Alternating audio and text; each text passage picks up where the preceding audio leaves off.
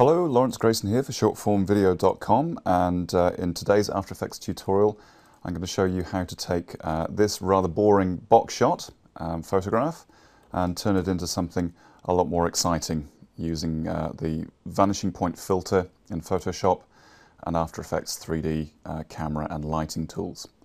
Okay, so the first thing we need to do is open up your box shot in Photoshop and select the vanishing point filter, which you'll find under Filter and Vanishing Point, and that will open up the image in the Vanishing Point tool. The next step is to draw some planes on this two-dimensional image to define how it's going to look in 3D space.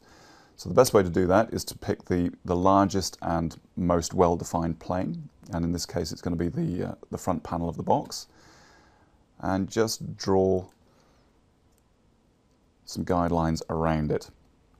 And then we're ready to create the second plane. So I'll hit the Create Plane tool, and with the first plane selected, just grab the edge and drag it out. And as you can see, it's not quite right. So we just need to make a few more adjustments to this plane.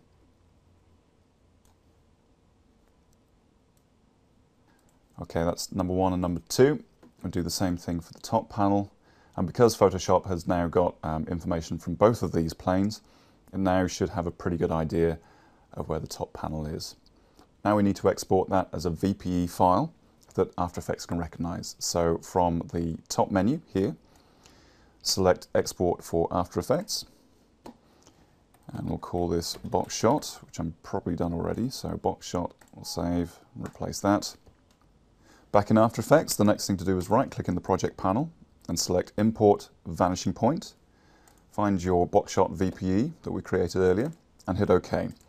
And what that does is it imports all the assets created by Photoshop and creates a composition called box shot VPE in this case. So if I double click on that, you can see that what's happened is Photoshop has created 3 PNG files and created the composition with a camera and a null object called parent in it. So to demonstrate, anything you do with the parent affects the position and orientation of the PNG files that are parented to it. So I'm just going to do a few tweaks because we don't want this to be set to the default settings. So bring up the composition settings and we'll change the width to 640 pixels, the height to 360 pixels, the frame rate to 25, and the composition length to just 5 seconds. And we'll OK that. I'll double click on the camera to bring up the camera settings, and we'll select 50mm and zoom back in. So I'll just scroll down the camera options again and find the zoom value. We'll just zoom out just a little bit so we can see more of it in frame. That'll do.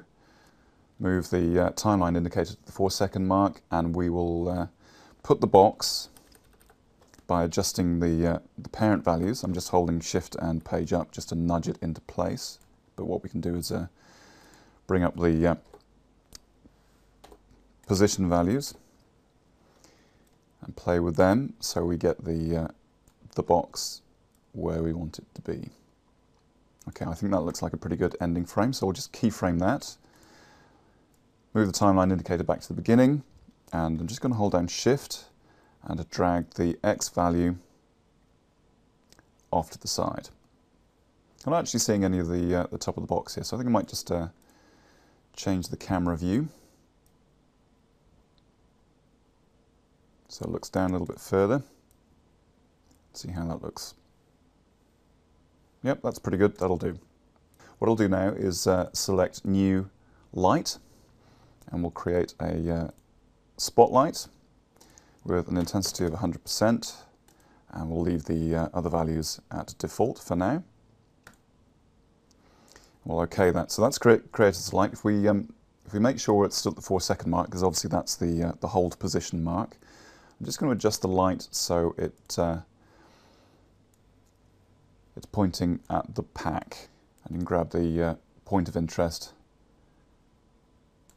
just to fix it like that. So if let's scroll back to the beginning, so it comes out of the darkness, moves in front of the light and stops. It's all a little bit dark at the moment, so I'll just create another light. So layer, new light. This time it'll be an ambient light. and we'll drop the intensity down to probably about 25%.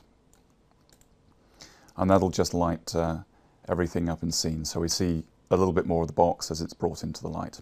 And so what I'm going to do is right click here and select New Solid, and we're going to create a background solid.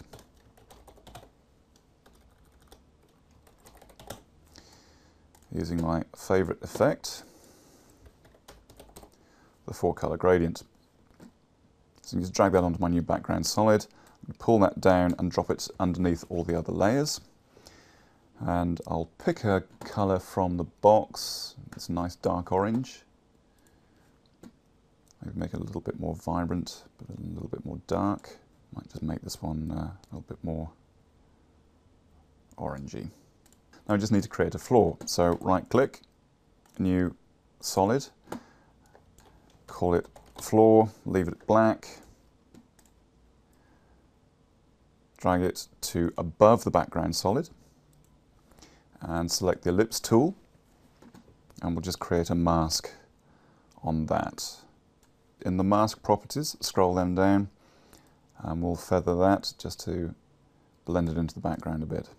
Now if we go back to the one I prepared earlier, the one thing you may notice is we've got 2 elements still to go.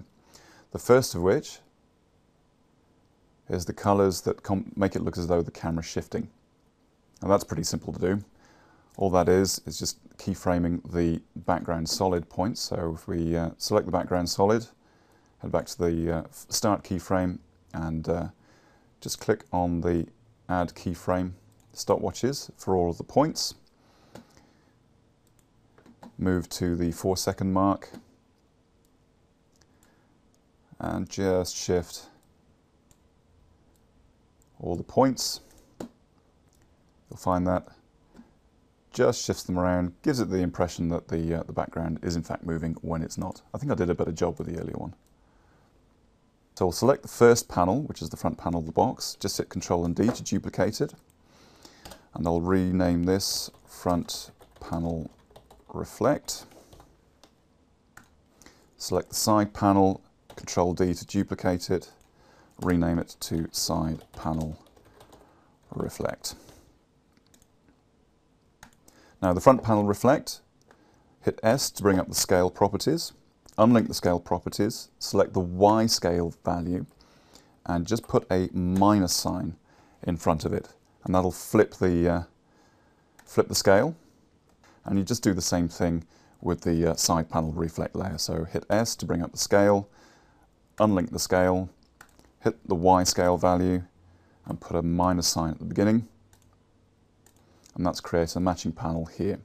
Now with both of these layers selected, so hold down Control and select both, hit A to bring up the anchor point, and we're just going to adjust the Y anchor point value to bring both of those panels a little bit further down. So you can see that as they move down, because they are also 3D layers, they react to the camera angle and the 3D settings. The simple way to just make these look a little bit more realistic is to just select the reflection layers, hit T to bring up the opacity value, and just drop the opacity down so you can see the black floor through them. So I'll do the same with the front panel.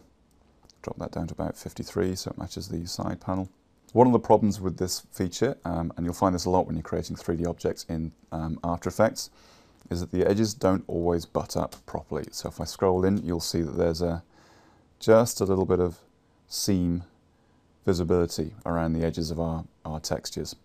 The only way I've found to fix this is to actually use a matte choker. So if we go to the Effects and Presets panel, type in choker, select the simple choker and drag it on to the front panel, and we'll just choke the matte by a negative value of -2.